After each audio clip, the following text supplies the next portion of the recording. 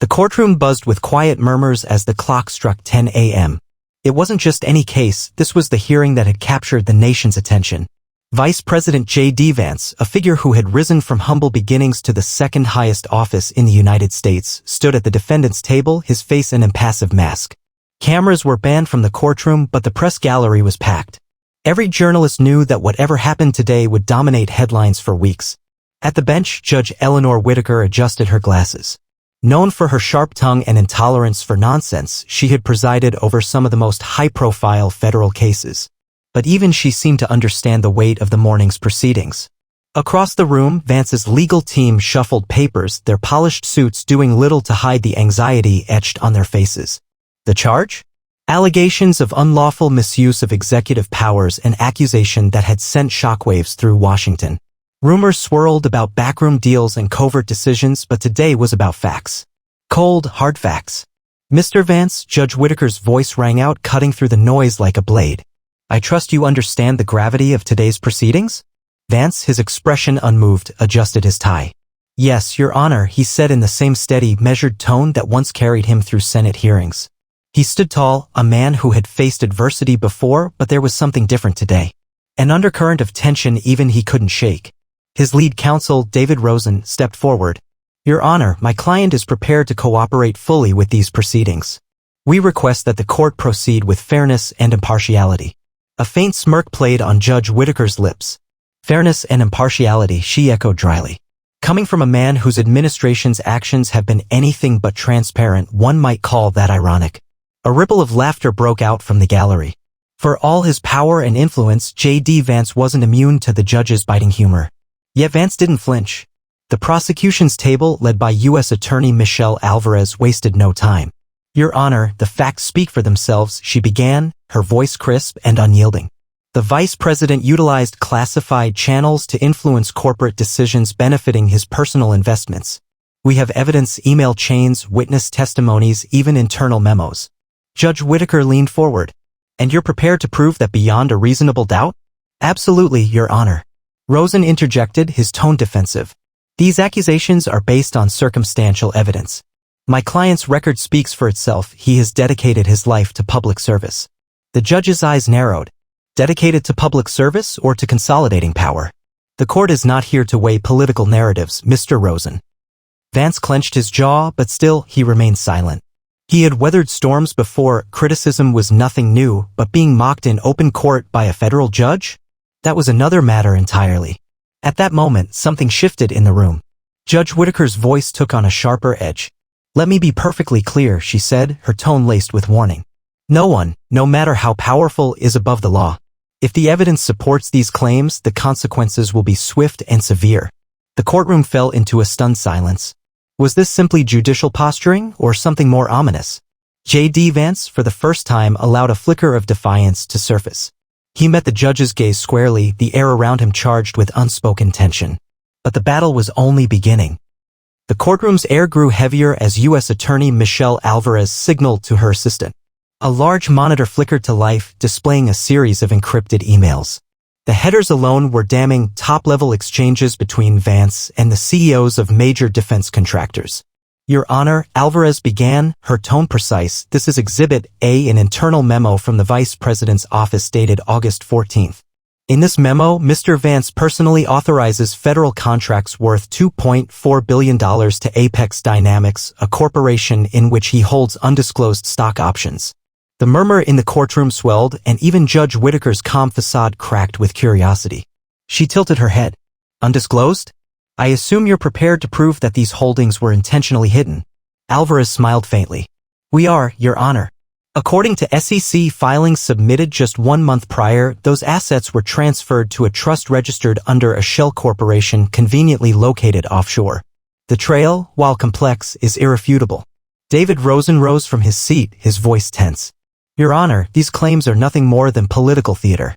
My client's investments are publicly disclosed through the blind trust as required by federal ethics laws. This so-called evidence is a misinterpretation of routine financial practices. Judge Whitaker's eyes sharpened. Routine? Mr. Rosen, you might want to rethink that word.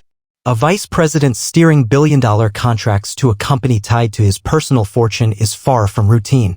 She tapped her pen against her desk, the sound echoing like a gavel strike. "I'll remind you, no grandstanding. I want facts." Vance shifted in his seat, his mouth forming a tight line. He had faced scrutiny before, media hit pieces, Senate hearings, but this felt different. It wasn't just public opinion at stake now. It was his freedom. Alvarez continued, unflinching. "Your Honor, if I may, Exhibit B." She gestured toward the screen as a new document appeared, a transcript of a recorded phone call. This recording is from a confidential whistleblower inside Apex Dynamics. In it, the vice president explicitly outlines how the administration would look favorably on future mergers if certain financial favors were extended. The judge raised an eyebrow. A quid pro quo arrangement? Precisely. Alvarez's voice hardened. And this wasn't a one-time occurrence. We have multiple witnesses prepared to testify that these conversations were routine practice within the vice president's circle. Rosen shot to his feet again. "Objection, Your Honor. These so-called whistleblowers are anonymous, unverified, and have a clear political agenda." Judge Whitaker exhaled sharply. "Sit down, Mr. Rosen. I'll decide what's credible." She leaned back, her expression unreadable.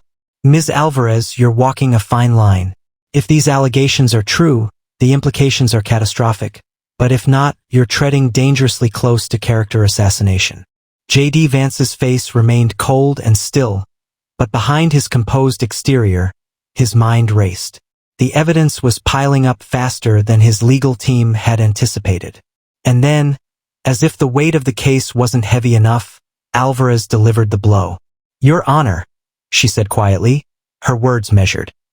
"We also have evidence that Mr. Vance used his executive position to silence internal dissenters, pressuring federal investigators to drop inquiries into Apex Dynamics altogether." A gasp rippled through the crowd. Even Judge Whitaker's neutral mask slipped for an instant. "You're alleging obstruction of justice?" "Yes, Your Honor. We have testimony from a former DOJ official who received direct orders from the Vice President's office to terminate the inquiry." The courtroom exploded into whispers. This was no longer a simple ethics violation, it was a criminal conspiracy. For the first time, a shadow crossed JD Vance's face. His grip tightened on the polished wooden table. Despite years of navigating political storms, the weight of this moment settled heavily on his shoulders. Judge Whitaker took a deep breath, her voice cutting through the noise. "Order." She glared at the gallery until silence returned. "Mr. Rosen, does your client wish to respond to these allegations before I consider the next steps?" Rosen, visibly rattled, adjusted his tie. "Your Honor, these accusations are baseless and politically motivated. We request the opportunity to present our full defense before any consideration of sanctions or legal penalties." A long pause followed.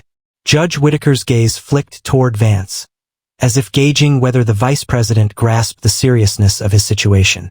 "Very well," she said coolly. "But understand this. If I find evidence of obstruction or deliberate misconduct, I will not hesitate to take appropriate action." JD Vance finally spoke, his voice smooth but edged with tension. "I have nothing to hide, Your Honor. I trust the truth will come to light."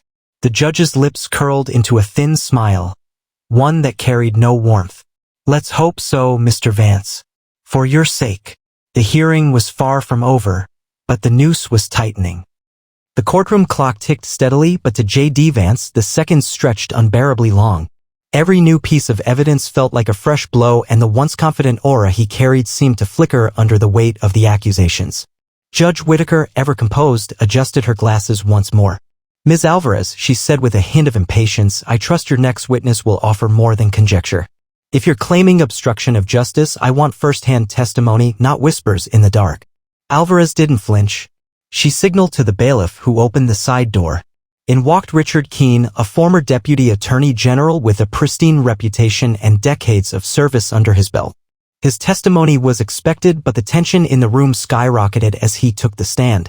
"Mr. Keene," Alvarez began, her voice unwavering, "please describe the events of September 12th, the day you were approached by the vice president's office." Keene cleared his throat. "I was in my office when I received a direct call from Mr. Vance's chief of staff. I was instructed, no, pressured to close an ongoing investigation into Apex Dynamics. When I refused, citing insufficient grounds, I received a follow-up call from the vice president himself. A sharp murmur ran through the gallery. Vance, whose face had remained impassive for most of the hearing, narrowed his eyes slightly but said nothing. Alvarez leaned forward. "And what did the vice president say?" "He told me," Keene said, his voice heavy with the weight of memory, "it would be in everyone's best interest if this inquiry quietly disappeared. His message was clear: drop the case or face consequences." David Rosen sprang to his feet. "Objection. Hearsay and a gross misrepresentation of my client's words. Without a recording, this is nothing but one man's interpretation." Judge Whitaker didn't even glance at him. "Overruled," she said coolly. "I find Mr. Keene's credibility to be substantial. Continue."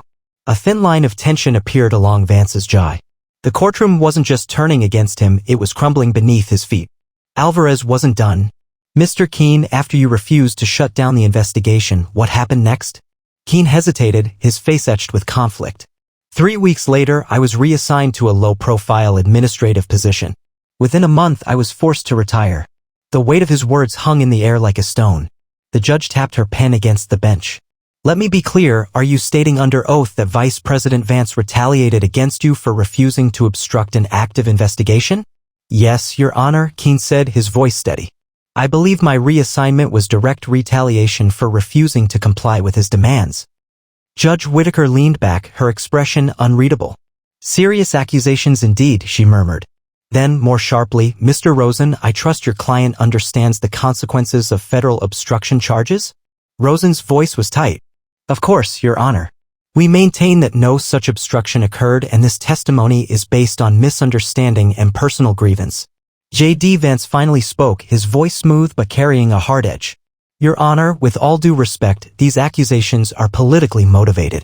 I've spent my career defending the Constitution, not violating it." Judge Whitaker tilted her head slightly, that familiar glint of sarcasm in her eyes. "Defending the Constitution while allegedly manipulating federal investigations?" She let the words hang for a moment before continuing. "Forgive me, Mr. Vance, if I struggle to reconcile your words with the evidence before me." The vice president's fingers curled into a fist on the table. For the first time, there was no hiding the simmering anger beneath his polished exterior. Alvarez stood again. "Your Honor, in light of the evidence and Mr. Keene's testimony, the prosecution formally requests that Vice President Vance be held in contempt of court for willfully misleading investigators and attempting to obstruct justice." A collective gasp rippled through the courtroom. Contempt was no small matter even for a man as powerful as JD Vance. Rosen's face flushed red. "Your Honor, this is outrageous. The Vice President has shown nothing but respect for these proceedings. To suggest contempt is a gross overreach." But Judge Whitaker wasn't listening to him. She was watching JD Vance closely. There was something about his defiance, his refusal to acknowledge the gravity of the charges, that had clearly struck a nerve. "Mr. Vance," she said, her voice razor-sharp, "let me remind you, this courtroom does not answer to political power. No one is above the law, not even you." The room was deathly quiet as she continued. "I am granting the prosecution's request for a contempt hearing. Mr. Vance, you are now required to surrender your personal devices and provide full cooperation with the investigation. Failure to comply will result in immediate legal consequences." For the first time, a flicker of doubt crossed Vance's face. He had played political games his entire career, but this wasn't a debate floor. This was a courtroom, and Judge Whitaker was no politician. Then came the words that stunned everyone. "Bailiff," the judge said calmly, "please detain Mr. Vance pending further review of the evidence." The courtroom exploded into chaos. Rosen shouted in protest. The gallery erupted with shock. And JD Vance, Vice President of the United States, stood frozen as the bailiff approached. The sound of handcuffs snapping shut echoed louder than any gavel. And just like that, the mighty had fallen. The cold steel of the handcuffs bit into JD Vance's wrists, a sensation he never imagined he would experience, especially not inside a courtroom. As the bailiff led him toward the side exit, the gallery buzzed with incredulous whispers. Cameras flashed outside the courtroom's glass doors, capturing the fall of one of the most powerful men in the United States. Political pundits would have a field day. Social media was already ablaze. But inside the courtroom, Judge Whitaker remained unmoved. She glanced toward the prosecution's table. "Ms. Alvarez, given the gravity of your allegations, I expect a comprehensive submission of evidence within 72 hours. I will not tolerate delays." "Yes, Your Honor," Alvarez replied, though her expression remained tense.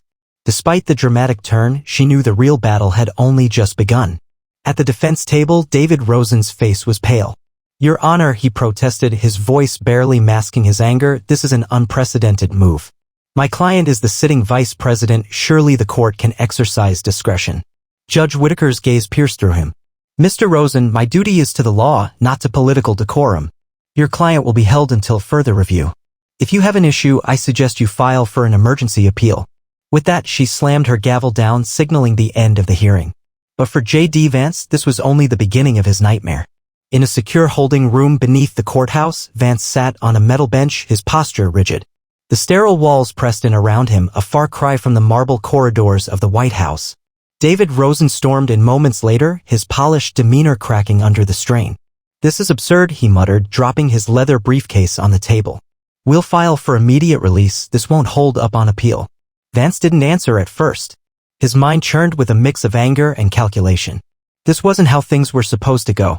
His political enemies had been after him for years, but this was personal. "They're playing dirty," he finally said, his voice cold. Keene's testimony was a setup. Someone's pulling strings. Rosen rubbed his temples. "It doesn't matter what you think, what matters is how this looks. And right now, it looks like you're guilty of corruption and obstruction." For a moment, a flicker of uncertainty crossed Vance's face. If the evidence continued to pile up, even the most loyal allies in Washington would start distancing themselves. "I want a list of everyone who testified against me," Vance said sharply. "And find out who's feeding Alvarez this information. She's too prepared, it's not a coincidence." Rosen hesitated. "JD, listen to me, this is bigger than optics. If they can prove you pressured the DOJ, you're facing criminal charges. Prison time." Vance's jaw clenched. The thought of being behind bars, of losing everything, was unfathomable. He had fought too hard to reach the vice presidency. He wouldn't let it all slip away. "They won't break me," he said, his voice low but fierce. "I faced worse." Rosen shook his head. "This isn't a campaign rally. This is the law. And Judge Whitaker." He exhaled sharply. "She's not someone you can intimidate." Meanwhile, back in her chambers, Judge Whitaker reviewed the case files with quiet intensity. Her hands trembled slightly, not from fear, but from the weight of the decision she had just made. Detaining a sitting vice president was no small matter. It would send shockwaves through Washington and beyond. But the evidence was too compelling to ignore. A knock at the door broke her concentration. Her clerk stepped in, a fresh stack of documents in hand. "Your Honor, additional records from the SEC," he said, placing the folder on her desk. "And a personal message." Whitaker frowned. "From whom?" The clerk hesitated. "The Attorney General's office. They're requesting a private meeting." For the first time, a hint of unease crept into her expression. The higher powers were already moving. That evening, the news dominated every channel. Breaking: Vice President JD Vance detained in federal court on allegations of corruption and obstruction. Political analysts speculated wildly. Was this the beginning of the end for the administration? Could the president distance himself from the scandal? In living rooms across America, millions watched in disbelief. To some, JD Vance was a patriot, a man who had risen from humble beginnings to the second highest office in the nation. To others, he was a symbol of corporate greed and unchecked power.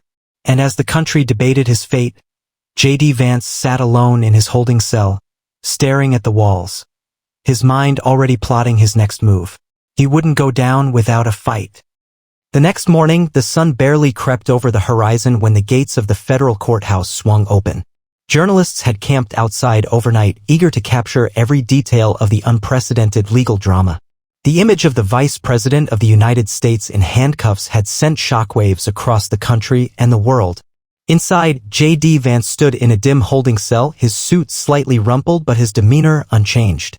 He had spent the night in isolation, cut off from the White House and his advisors. Yet, despite the cold walls surrounding him, his mind was far from broken. The clanging of metal echoed through the corridor as the bailiff unlocked the door. David Rosen, looking more tired than usual, stepped inside. His briefcase sagged under the weight of the legal chaos unfolding outside. "They're moving fast," Rosen said without preamble. "The Department of Justice is opening a formal investigation. If they secure an indictment, you could be the first sitting vice president to face criminal prosecution." Vance smirked faintly. I always said I'd make history. This isn't a joke, JD, Rosen snapped, his patience thinning. If the evidence holds up, you're not walking away from this. You could face years in federal prison. Vance's expression hardened. What about the president? Is he standing by me? Rosen hesitated. That silence told Vance everything he needed to know. The White House issued a carefully worded statement, Rosen admitted. They're monitoring the situation. Vance laughed bitterly. Loyalty in Washington was always transactional and his value was dropping by the hour. Then we go on offense, Vance said, his voice steely. I want you to file a motion to dismiss. Argue judicial overreach. This is nothing but a political witch hunt. Rosen sighed. It's not that simple. Keene's testimony is damning, and now the SEC's records show a clear link between Apex Dynamics and your personal accounts. They have a paper trail. Vance's fists clenched at his sides. Someone set me up, he growled. Find out who. Upstairs, Judge Whitaker convened an emergency hearing. The courtroom was packed. Reporters, legal analysts, and political operatives filled every available seat. The air buzzed with tension as the vice president was led back in, his hands now free but his political career shackled by allegations. The judge wasted no time. Mr. Rosen, I trust you're prepared to address the prosecution's motion for pretrial detention? Rosen rose, adjusting his tie. Your Honor, the vice president is neither a flight risk nor a danger to the public. The prosecution's claims are speculative at best. We request his immediate release and the dismissal of the contempt charges. Alvarez stood next, her voice cool and precise. Your Honor, Mr. Vance holds one of the most powerful offices in the country. He has the resources to obstruct this investigation further, and the evidence we've provided proves his intent to do exactly that. We request that he remain in custody pending indictment. Judge Whitaker tapped her pen against the bench, deep in thought. For all her sharp words and firm rulings, she knew the gravity of her decision. Detaining a sitting vice president was a constitutional gray area. Very well, she said at last. I'm releasing Mr. Vance on bond under strict conditions. He is to surrender his passport, cease all contact with witnesses, and comply fully with the investigation. Any violation will result in immediate incarceration. Do I make myself clear? Yes, Your Honor, Rosen replied quickly, though Vance's jaw remained tight. Good. Whitaker's eyes lingered on the vice president. And Mr. Vance, remember this. Power may shield you from politics, but it does not shield you from the law. With a sharp bang of her gavel, the hearing concluded. Hours later, back at his private residence, JD Vance stood by the window, staring out over the Washington skyline. The city that once celebrated his rise was now eager to watch his fall. His phone buzzed, a private line. Rosen again. They've appointed a special counsel, Rosen said without preamble. They're moving to indict you on charges of obstruction, conspiracy, and abuse of power. Vance exhaled slowly, his expression unreadable. And Alvarez? She's making a name for herself, Rosen muttered. If she takes you down, she's on a fast track to the Attorney General's office. For a long moment, Vance said nothing. Then quietly he spoke. She won't win. How can you be so sure? Vance's smile was cold. Because people like me, people with real power, we don't lose. I didn't claw my way up from nothing to be taken down by a paper pusher with a grudge. Rosen sighed. Let's hope you're right. Because if we lose, there's no coming back from this. As the call ended, JD Vance poured himself a drink, the amber liquid catching the last rays of sunlight. His enemies thought they had him cornered. But they had underestimated him before. And he wasn't finished yet.